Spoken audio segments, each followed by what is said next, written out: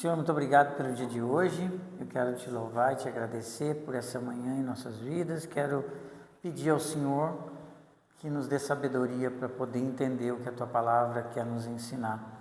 E principalmente que a gente possa aprender e aplicar isso nas nossas vidas para que a gente viva melhor e para que a gente conheça mais a Tua vontade para tudo que a gente fizer.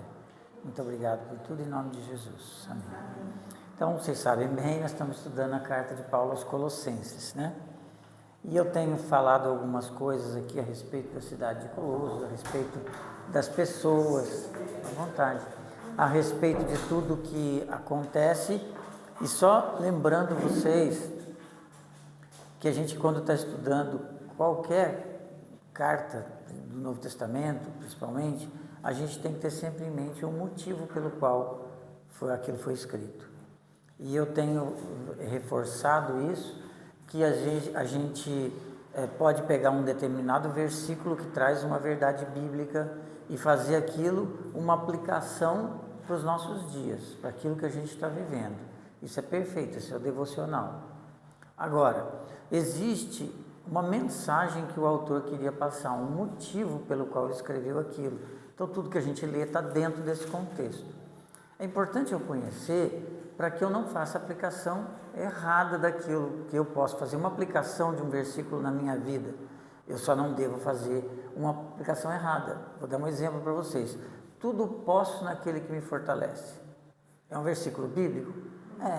É uma verdade? Então quer dizer que eu posso ler esse versículo e dizer, eu posso tudo?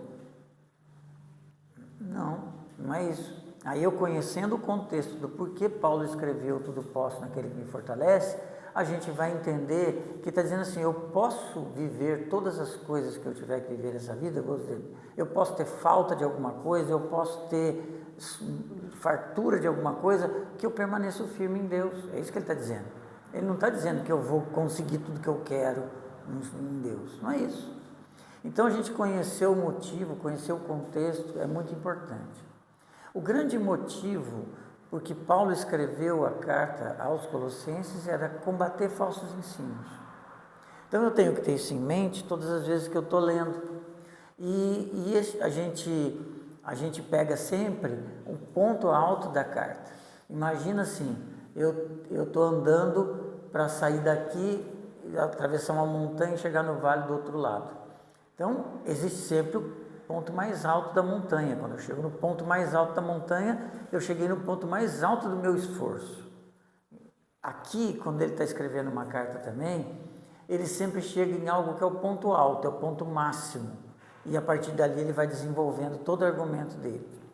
O ponto máximo dessa carta, como eu tenho falado para vocês, está no versículo 17, quando ele escreve lá, no capítulo 1, versículo 17. Ele é antes de todas as coisas e nele tudo subsiste. Então, quem que é ele? Cristo. Tudo subsiste. E aí, se você vê o contexto todo, que começa a partir do versículo 13, você vai ver que ele está falando que todas as coisas foram criadas por ele. Então, ele está falando isso, né? Tem até uma música do Projeto Sola que a gente canta, que é esse trecho. Então, o que ele está dizendo? Que Cristo criou todas as coisas no passado, mas que hoje ele ainda continua sustentando todas as coisas e sustentará até que ele volte. Essa é a mensagem que ele está passando. Por que esse é o ponto alto? Imagina o seguinte, ele está escrevendo uma carta para algumas pessoas que ele não conhece, porque não foi ele que fundou a igreja de Colossos. Ele conhece algumas pessoas de Colossos, ele conhece Epáfras, que estava com ele em Éfeso, que foi quem fundou essa igreja. Ele conhece Filemão, ele conhece Onésimo, ele conhece algumas pessoas de Colossos, mas ele não conhece a igreja de Colossos. Mas ele sabe algumas coisas que ele ouviu falar deles e sabe que depois do início da vida deles na fé, algumas pessoas chegaram ali com falsos ensinos. Quais falsos ensinos? Ele não esclarece aqui. Mas suspeita-se que seja todo tipo de falso ensino, porque naquela cidade tinha judeu, que de certo trazia coisas do judaísmo, como a gente vê, por exemplo, na carta que ele escreve aos Gálatas, onde o problema era os judeus que diziam o seguinte: olha, Jesus veio, beleza, mas você tem que fazer tudo que o judaísmo ensina. Tinham os gregos que falavam de poder, de sobrenatural, de coisas, de filosofia, os romanos, etc. Então, tudo isso tinha ali naquele meio. Então, provavelmente uma mistura de tudo. E aí, o que ele escreve a carta para eles? Para trazê-los de volta a Cristo, somente Cristo. Tá? E na semana passada, eu falei uma coisa que eu acho que a gente sempre deve lembrar. A gente está na nossa caminhada de fé. A gente ouviu falar de Cristo e creu em Cristo. A gente vai caminhando, só que às vezes a gente começa a viver uma vida de se alimentar somente de uma pregação de domingo.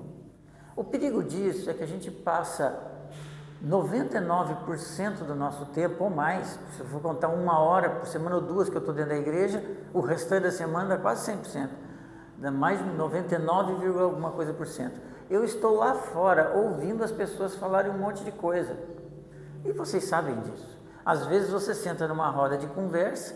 Jesus hoje no Brasil é extremamente popular, né? Todo mundo fala de Jesus, mas o problema é qual Jesus eles estão falando. E às vezes a pessoa chega e começa a falar algumas coisas que até tem a ver com Jesus, começa a conversar com você, mas trazer falsos ensinos. E esses falsos ensinos, às vezes de tanto repetir, eles vão entrando na cabeça da gente. A gente começa a entender fé de uma forma diferente do que a Bíblia ensina. Porque a gente não lê, porque a gente não frequenta uma aula de escola bíblica, porque a gente vai sendo contaminado por isso. E aí, aos poucos, a gente vai pensando diferente. Quando a gente percebe, aquilo que a gente acredita está completamente diferente daquilo que as pessoas que continuam lendo, orando, convivendo juntos, estão crendo. Diferente. E acontece sempre na sutileza. Então, tem coisas hoje no nosso meio que são muito assim. Por isso que ele está escrevendo essa carta. A gente viu que até aqui, até o versículo 8, é o que a gente chama de ação de graças. Hoje nós vamos ver do versículo 9 em diante. Então nós vamos ler do 9 ao 14. Eu vou ler aqui na NVI, eu não sei qual a sua versão aí, mas a gente vai acompanhando aqui. Então do 9 ao 14, Paulo escreve assim: por esta razão, nós também, desde o dia que o ouvimos, não cessamos de orar por vós e pedir que sejais cheios do conhecimento da sua vontade, em toda sabedoria e inteligência espiritual, para que possais andar dignamente diante do Senhor, agradando-lhe em tudo, frutificando em toda boa obra e crescendo no conhecimento de Deus, corroborados de toda fortaleza, segundo a força da sua glória, em toda paciência, longanimidade com gozo, dando graças ao Pai, que nos fez idôneos para participar da herança dos santos na luz. Ele nos tirou da potestade das trevas e nos transportou para o reino do Filho do seu amor, em quem temos a redenção pelo seu sangue, a saber, a remissão dos pecados. Primeiro que existe uma coisa que é interessante. Quando a gente lê a Bíblia em português, inglês, qualquer outra língua ocidental, ela é dividida em vírgulas, certo? Em versículos. Ela tem pontuação, ela separa as frases para que você possa entender. Porque isso faz sentido para você assim. Na língua grega, esse trecho que vai do versículo 9 ao versículo 14 é uma única frase. Não tem nada, está escrito numa única frase. Ou seja, isso significa para quem está estudando que tudo isso que está aqui é um pensamento único, tá? É uma coisa, é uma unidade. E que unidade é essa? É uma unidade basicamente de oração, tá? Se você perceber, do capítulo 1, do versículo 3 até o versículo 8, ou do 4 ao 8, mas vamos pegar do 3, Paulo está dando ação de graças, certo? Então, logo que ele termina de dar ação de graças, ele começa com oração. E como que começa o versículo 9? Por esta razão. Então, ele deu ação de graças e aí ele começa, por esta razão. Por essa razão o quê? Qual é a razão? Aí eu convido você a comparar o trecho que vai do 3 até o 8 com o 9 e perceba a semelhança entre as frases. Ele diz: quando ouvimos falar da sua fé, oramos por vocês. Olha o versículo 9. Desde o dia que ouvimos, não deixamos de orar por vocês. Certo? Qual é esse outro que você leu? 3 com o 9. Temos ouvido falar da fé que vocês têm e o amor por todos os santos. Né? Depois ele fala da esperança, etc. Ele fala no versículo 6, do evangelho que chegou até vocês por todo esse mundo, que vai frutificando e crescendo. Veja lá que ele diz de novo no versículo 10, para agradá-lo, frutificando em toda boa obra. Então, você percebe uma semelhança muito grande entre os dois trechos. O que seja, por essa razão, por quê? Por tudo aquilo que Paulo disse, ele repete. Por que ele repete? Porque ele quer reforçar uma ideia.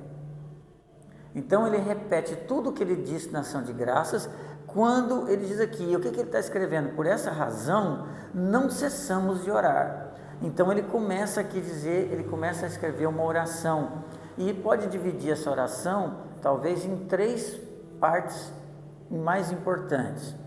A primeira é o motivo da oração. Qual que é o motivo da oração? Que está no versículo 9. Ele ora e ele pede. Você vê que é uma oração que ele já deu ação de graças e agora ele vai pedir. Isso serve também como modelo para a gente, né? A gente, quando for orar, a gente deveria agradecer a Deus por tudo aquilo que Ele já fez e depois a gente colocar as nossas petições. Então ele pede para que eles sejam cheios do conhecimento da sabedoria, sabedoria e inteligência espiritual. Então, a primeira parte é essa. Qual que é a segunda parte? O que significa ser cheio? O que é ser cheio de toda sabedoria e inteligência espiritual? Ele fala do 10 ao 12 e ele usa verbos aqui que a gente possa andar dignamente, agradando-lhe em tudo, frutificando em toda boa obra, crescendo no conhecimento de Deus e no 12 dando graças ao Pai. Então são atitudes que a gente tem que ter. O que ele ora? Para que vocês, então ele já deu graças por aquilo que ele ouviu, pelo amor que eles tinham, agora ele ora para que eles prossigam. A mensagem de Paulo para eles qual é?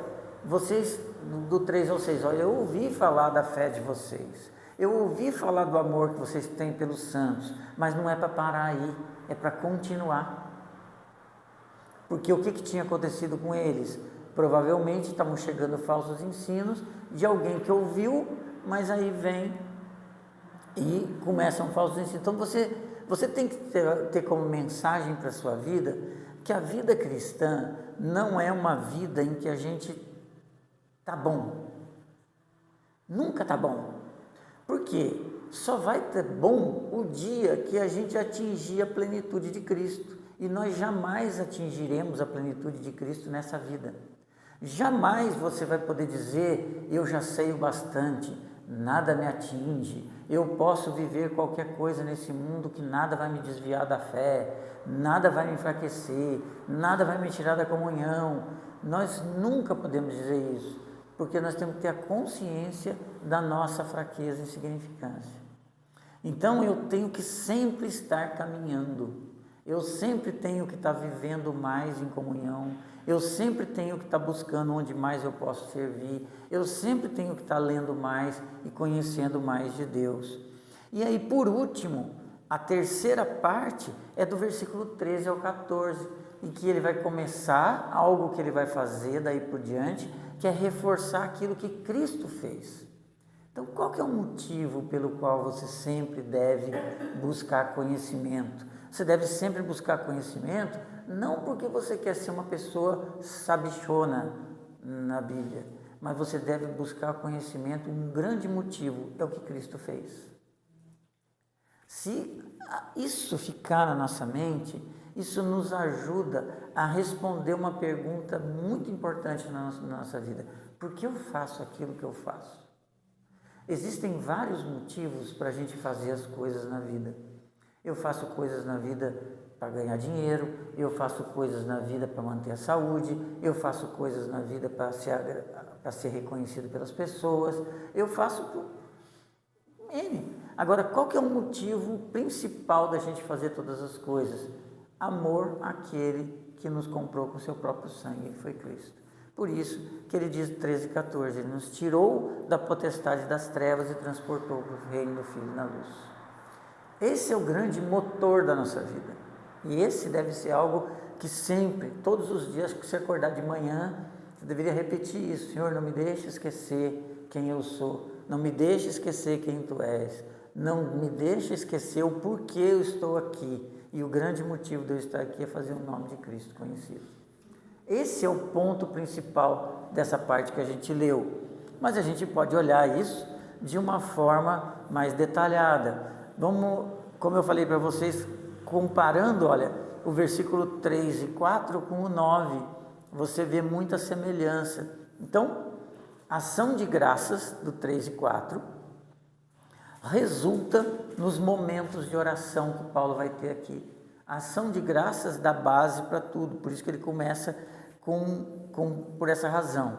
O que ele quer dizer? O resultado do reconhecimento da fé, do amor e da esperança dos colossenses, o faz orar por eles para que eles permaneçam. O pedido, que eles sejam cheios. E esse cheio aqui não significa, não se refere a um enchimento espiritual. Estou flutuando até de tão cheio que eu estou. Não, ele se refere a o que caracteriza a pessoa. Ser cheio do Espírito é uma pessoa que eu olho para ela e eu enxergo nessa pessoa a presença de Cristo. Você já teve a experiência de estar com alguma pessoa assim, que você está próximo dela e você sente a presença de Deus na vida dessa pessoa? Pela maneira como ela fala, pelas atitudes que ela tem. Então, você está próximo da pessoa e você sente nela a presença de Deus. Ser cheio do Espírito é mais ou menos isso, tá? E ele está pedindo, então, tudo aquilo que eu já repeti aqui para vocês, o que eles deveriam querer, né? A sabedoria e inteligência, que Paulo pede inteligência espiritual, poderia ser traduzido aqui como sabedoria e entendimento. Mesma coisa. É interessante porque na cultura dos gregos existiam 3 virtudes que eram virtudes comuns, que era sabedoria, entendimento e prudência. Eram 3 virtudes gregas. Então, Paulo pega emprestado, porque ele está escrevendo para pessoas que viviam na cultura grega, 2 das 3 virtudes que eram importantes para os gregos. E o que ele quer dizer com isso? Dentro da maneira como ele escreveu, a combinação de sabedoria e entendimento, ou sabedoria e inteligência, significa a capacidade de você separar o que é verdade do que é mentira. Você vê que isso faz sentido quando ele está escrevendo para alguém que está recebendo um falso ensino? Eu oro para que vocês tenham condições de separar o que é verdade do que é mentira. E sabedoria e entendimento também caracteriza a capacidade de tomar boas decisões baseado na verdade. O que para Paulo é a verdade? O que para mim deveria ser a verdade e para vocês a verdade? A palavra. Então o que ele está dizendo é o seguinte: para que vocês saibam separar o que é verdade do que é mentira e para que vocês possam tomar decisões baseadas na vontade de Deus expressa na sua palavra. Isso que ele está falando para nós hoje. Você tem a palavra de Deus, então você tem que tomar uma decisão para a sua vida. Eu vou por esse caminho, eu vou por esse caminho. Eu tenho que buscar sabedoria na palavra. Mas tem certas coisas que na Bíblia não diz se eu devo fazer isso, eu devo fazer aquilo. Claro, mas existem conceitos, tem coisas assim. Se você te perguntar para mim, eu devo falar a verdade ou eu devo mentir? Alguém tem alguma dúvida? Você fala, a Bíblia é clara, eu devo falar a verdade. Agora, se a Bíblia, se eu dizer o seguinte, eu devo ir pelo caminho da direita ou pelo caminho da esquerda? Bom, não existe isso. Mas existem conceitos, muitas vezes, por trás disso, que nos levam a tomar decisões, olhando tudo o que está acontecendo, falando, é prudente que eu vá por aqui. E assim a gente vai tomando as nossas decisões. Para isso eu preciso conhecer a Bíblia. Não adianta somente querer tomar decisões, o Senhor me ajuda, Ele ajuda e dá sabedoria, mas eu tenho que conhecer o que a Bíblia diz acima de tudo.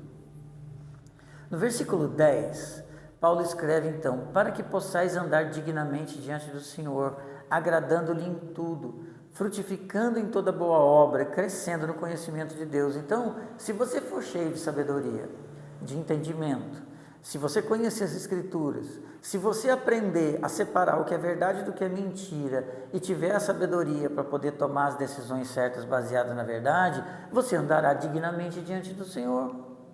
E você também vai agradá-lo naquilo que você está fazendo, porque você está fazendo aquilo que é a vontade dele para a sua vida. Você vai frutificar em toda boa obra, porque é isso que a palavra nos leva a fazer, a frutificar em boa obra. A frutificar é uma palavra que eu acho muito interessante, porque uma vez eu estava caminhando lá em casa, no condomínio, e eu vi uma árvore de longe.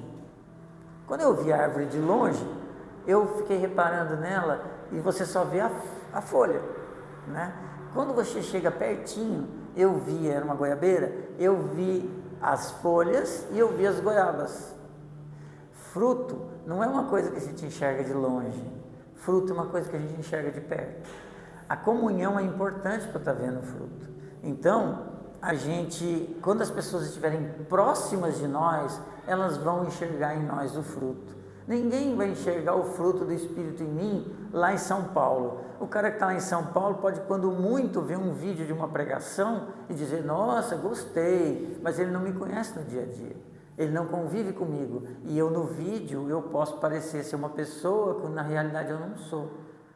Agora, quando eu estou perto, foi o que a Cláudia falou ontem, inclusive, na palestra dela. E quando eu estou perto, eu vejo. Então, eu acho frutificando uma palavra muito interessante. Mas não é só frutificar, é também crescer. Então, eu tenho que a cada dia crescer no conhecimento de Deus.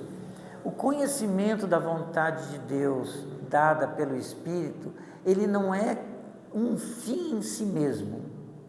Quer dizer, eu quero crescer no conhecimento de Deus. Para quê? Para ser cheio? Não adianta nada. Se você fizer isso, você vai ser um crente gordo, espiritualmente gordo. Você está comendo, está engordando espiritualmente, mas o que aquilo está servindo para os outros? Repara no fruto. Para que a árvore dá o fruto? Ela dá o fruto para as aves comerem, para você comer, ou para quando ele cair no chão, ele virar semente e nascer uma nova árvore. Não é isso? Então, para que eu quero ser um crente gordo? Que objetivo tem isso? Nenhum. Eu tenho que ser alguém que o conhecimento tem que gerar em mim transformação. E a transformação que ele gera em mim é mais fruto.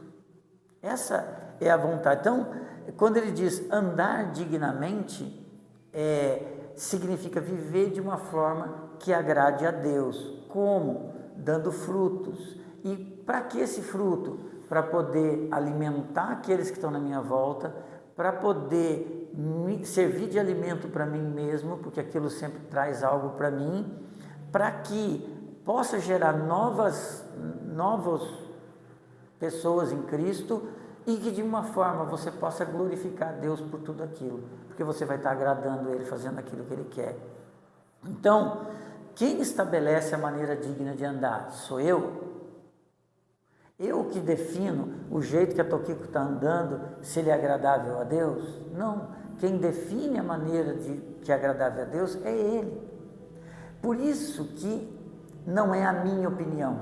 E aqui a gente tem que tomar um cuidado com algo que é muito comum em nós. A gente, no nosso coração, quer fazer alguma coisa. E aí a gente já começa assim. Eu vou fazer devocional buscando alguma coisa que justifique aquilo que eu quero fazer. E eu vou encontrar justificativa para isso. E aí, às vezes, eu acho alguém que pregou alguma coisa completamente fora do contexto, mas que vem de encontro que eu, está vendo? Você tem a sua maneira de entender, eu tenho a minha maneira de entender, mas eu tenho que ser honesto, porque na verdade eu estou procurando um jeito de fazer aquilo que eu quero. Então, quem define como devem ser o andar de acordo com Deus é Ele, não é a minha opinião. Se é claro na Escritura, é claro na Escritura, né? Não tem dúvida. E como que vai acontecer isso então? Frutificando e crescendo em toda a obra e todo conhecimento de Deus.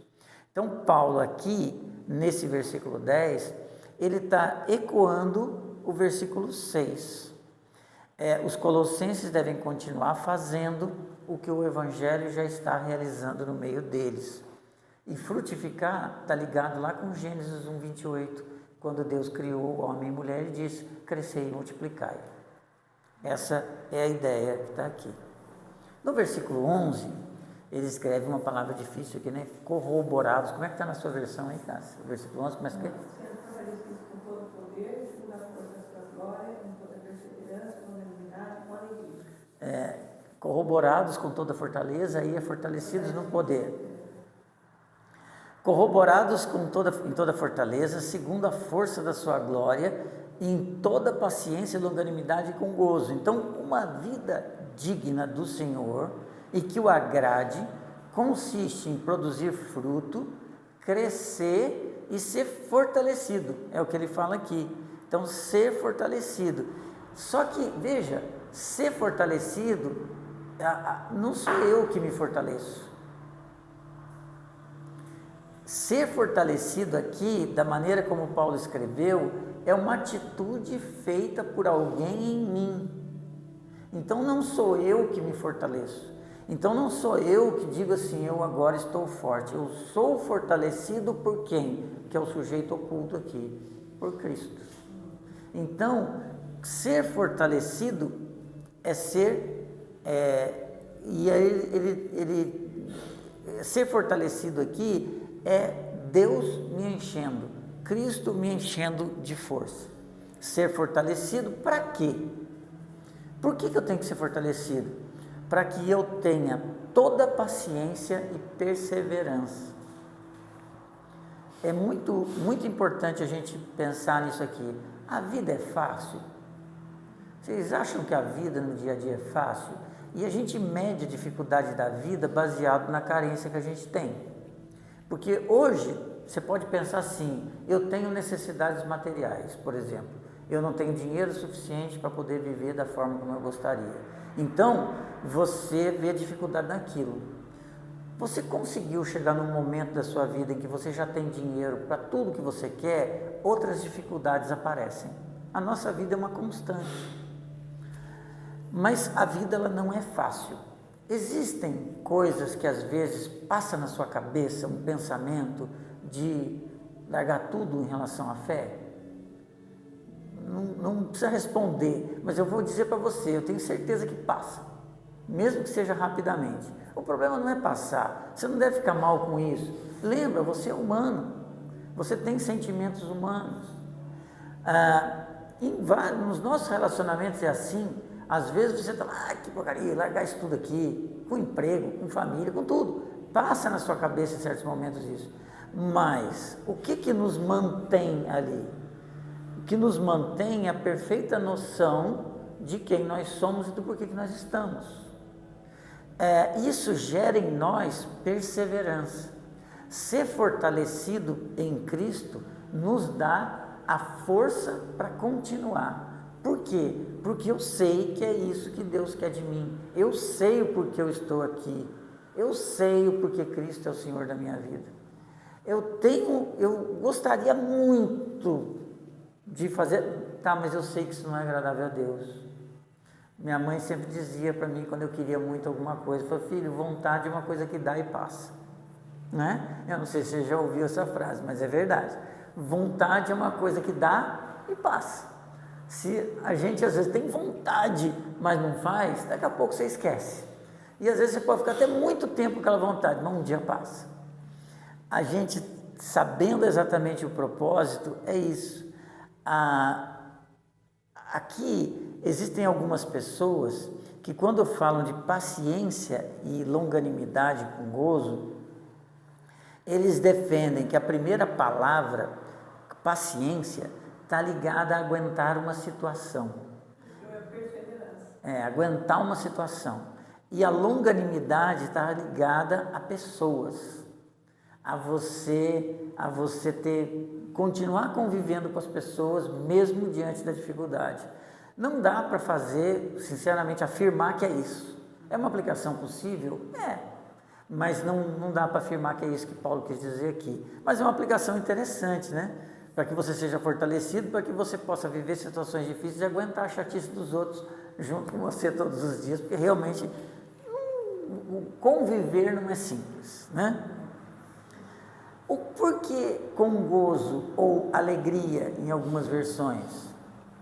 Quando ele fala, aí você pega esse final então do versículo 11, paciência e longanimidade com alegria ou com gozo, junta isso com o versículo 12, com alegria, dando graças ao Pai, que nos fez idôneos a participar da herança dos santos na luz.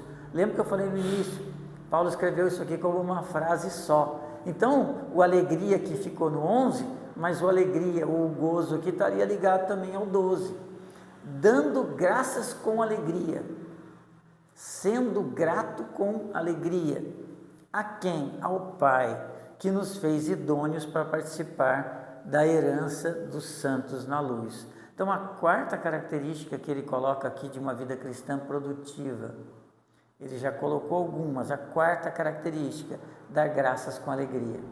Ser grato a Deus com alegria por tudo aquilo que Ele é e por tudo aquilo que Ele tem feito. Isso é andar de forma digna ao Senhor. Você ser grato. É difícil ser grato, situação difícil. Eu fico lembrando da dona Ana, aquele dia, contando da filha, de receber aquela notícia triste e mesmo assim louvar a Deus. Eu, sendo bem sincero, falei isso na aula passada, é uma coisa que eu não me enxergo fazendo, né? Eu não sei se alguém se enxerga, eu acho que não me enxergo. Pode ser que eu fizesse, podia, talvez, movido pelo Espírito, podia ser que eu fizesse isso naquele momento, mas eu naturalmente não me enxergo fazendo isso. Mas é uma característica de ser cheio do Espírito, é uma característica de andar de forma digna do Senhor, que nos fez idôneos. Quer dizer, perceba, foi Deus que nos fez idôneos. Deus proveu Ele mesmo para nós, para que a gente andasse de forma digna. A força não está em você. Está difícil fazer o certo? Entenda, a força não está em você. A força está em Deus. Quem faz com que você ande de forma digna a Ele é Ele mesmo. Qual que é a minha parte nessa história toda? É buscar por Ele, é buscar o conhecimento dEle, e Ele fará. Ele me dará força de andar de acordo com aquilo que Ele quer, de andar de forma digna, e Ele fez isso por nós através de Cristo. Cristo é o Deus na pessoa do Filho encarnado, que se ofereceu como sacrifício voluntário para pagamento do nosso pecado. Então foi Deus que proveu para Ele mesmo o sacrifício necessário para te resgatar. E aí Ele te resgatou e Ele está te transformando. Os colossenses tinham ouvido falar que Cristo tinha, quem Cristo era. Agora eles tinham que crer que o mesmo Cristo queria que eles permanecessem firmes na palavra. Tá? E a palavra santos na luz é um contraste com o quê? Com o povo das trevas. O que Paulo está querendo dizer? É o seguinte: olha, Colossenses, vocês ouviram falar de Cristo, o Cristo que tirou vocês do meio desses que vocês estão ouvindo agora. Essas pessoas são pessoas das trevas e vocês são santos da luz.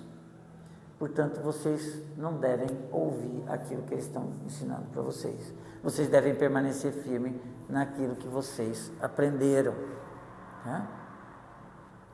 E aí, então, no versículo 13, ele passa a falar da última parte. Quem Cristo é? Ele, Cristo, nos tirou da potestade das trevas e nos transportou para o reino do Filho no seu amor. Você pode fazer aqui, como eu disse para vocês na primeira aula, a carta aos Colossenses é uma carta que não tem citações do Antigo Testamento. O que é isso? Você vai ver uma carta, por exemplo, aos Gálatas. Você vê em determinados momentos Paulo citar uma determinada passagem do Antigo Testamento. Aqui você não vê isso, mas você vê uma outra coisa que a gente chama de alusão. Ele passa uma ideia de algo que é um princípio que existe no Antigo Testamento. Abra sua Bíblia em Êxodo capítulo 6. Nós vamos ler do 6 ao 8.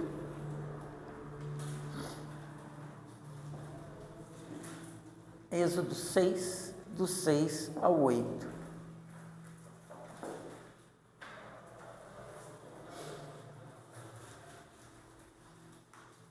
De novo eu vou ler na NVI, tá? Se for um pouquinho diferente da sua, não se importe. É só uma questão de tradução de palavras.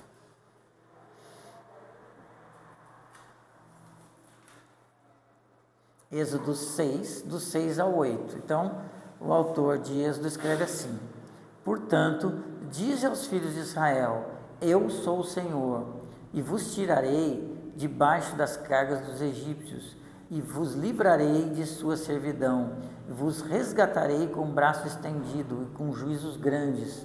E eu vos tomarei por meu povo, e serei o vosso Deus, e sabereis que eu sou o Senhor, vosso Deus, que vos tiro debaixo das cargas dos egípcios.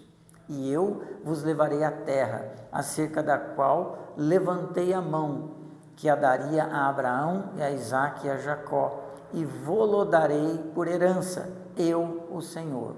Agora você volta para Colossenses capítulo 1, versículo 13. O que Paulo está falando aqui, ele vos tirou da potestade das trevas e transportou para o reino do Filho da Luz, é uma alusão ao Antigo Testamento. Só que, quando você leu lá, você disse que viu que Deus estava dizendo que tiraria os filhos dele da terra do Egito e vos daria uma terra por herança, a terra que ele prometeu dar, não é isso? Tá. Quando ele está falando isso lá, ele está fazendo referência a algo que Cristo faria de fato, porque a herança da terra, a terra prometida para eles, era um símbolo daquilo que Cristo faria, nos transportaria deste mundo para o reino da luz, o reino de Deus. Então aqui é uma alusão a algo. O verdadeiro resgate do exílio, que está falando aqui em Êxodo, não era simplesmente receber uma terra, era um símbolo de que o verdadeiro resgate seria feito por Cristo na cruz.